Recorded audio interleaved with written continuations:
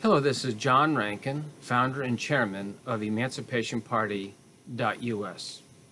Here reading the introduction to my book, Jesus in the Face of His Enemies, a paradigm shift for overturning politics as usual. I first published this in 2011, and here in 2020, I am re-editing it substantially. And I am reading here from that new edit, the introduction, and in a subsequent public video, Chapter 1. Chapters 2 through 11 will become available in private videos for those who join EmancipationParty.us as patrons. Introduction: A dangerous book. This modest book is dangerous, and the challenge is to honestly profile a difficult balance. Namely, Jesus gives comfort to the needy while being shrewd with self-aggrandizing elitists. And as serious readers grasp this difficult balance, a prelude to godly political reformation becomes possible. Elitists are found across human history and civilizations. Elite is a good word that refers to taking special skills and using them to bless others. But elitists are those from a sliver of the whole who pollute such skills in a selfish capacity. Their identity is to dominate others and to cling to that power no matter what. They have no confidence in their own humanity, nor respect for the humanity of their dissenters. Jesus is a danger to elitists in his very nature, while also weeping over their folly. He will not put up with their wickedness. Rather, his purpose is to embrace, to lift up and save all who suffer under their false power, under the false power of the ancient serpent always lurking in the background. And yet, his invitation to all elitists to choose true life is never off the table, so long as they still have the breath of this mortal life.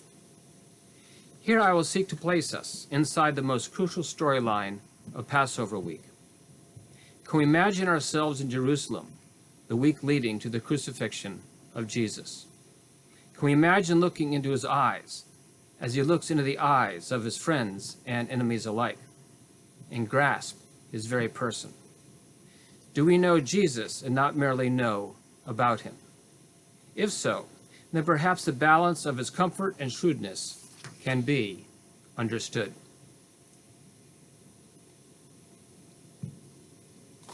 The power of Psalm 8. As I write about elsewhere, I grew up in an agnostic Unitarian context and was always drawn to the beauty of the universe and the wonder of life.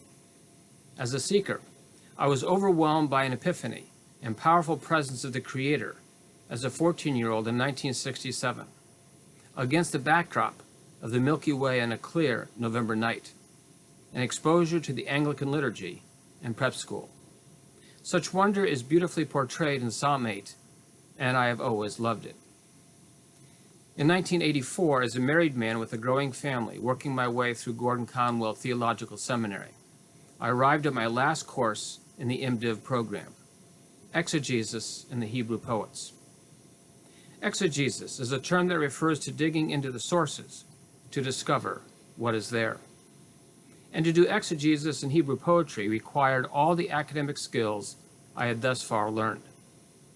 There was a limit of 10 verses of text to translate an exegete, and I readily chose Psalm 8. We read, "O Yahweh our Lord, how majestic is your name in all the earth. You have set your splendor above the heavens. From the lips of suckling children you have established strength, because of your enemies, to silence the foe and the vengeful. When I look at your heavens, the works of your fingers, the moon and the stars which you have established. What is man that you remember him, the Son of Man that you care for him? You have caused him to be less than Elohim, yet with glory and honor you have crowned him. You have caused him to rule over the works of your hands. You have set everything under his feet, flocks and their thousands, and the beasts of the fields, the birds of the heavens, and the fish of the sea, all that pass through the paths of the sea. O Yahweh our Lord, how majestic is your name in all the earth." Psalm 8 is called a song of creation, and we see this clearly. But there's one confrontational idea up front. The strength of little children is there, quote, because of your enemies, to silence the foe and the vengeful, close quote. Why this apparent disjunctive? At the time, all I could do was make some preliminary observations. But as I was just starting to engage in political ministry, a street-level reality began to introduce itself. Namely, there are elitists who despise the essence of childlike wonder as they pursue the idolatry of political power, mostly in petty reality, but for a few, they succeed in grander schemes. In the psalm, David contemplates the awe of our existence in the face of a beautiful nighttime vista of the heavens and considers who we are in the sight of Yahweh Elohim. This proves to be the essence of childlike faith. The verb translated to silence is from a term Shabbath, distinct from Shabbat for rest or Sabbath, which is here used in the Hifil form. It means, quote, to cause to be destroyed or removed, close quote. Enemies are thus destroyed, removed, silenced in their hatred of the Creator and creation. And as Jesus fulfills Psalm 8 in the face of his enemies, they literally silence themselves. They destroy their egocentric selves. They remove themselves from honestly engaging his presence. To reveal the self-chosen silence among evil people is strategically step one in the light eviscerating the darkness, especially that of structural political evil. In other words, when such self-censorship is chosen by evil people in the face of those pursuing the good, the power equation changes dramatically and evil implodes.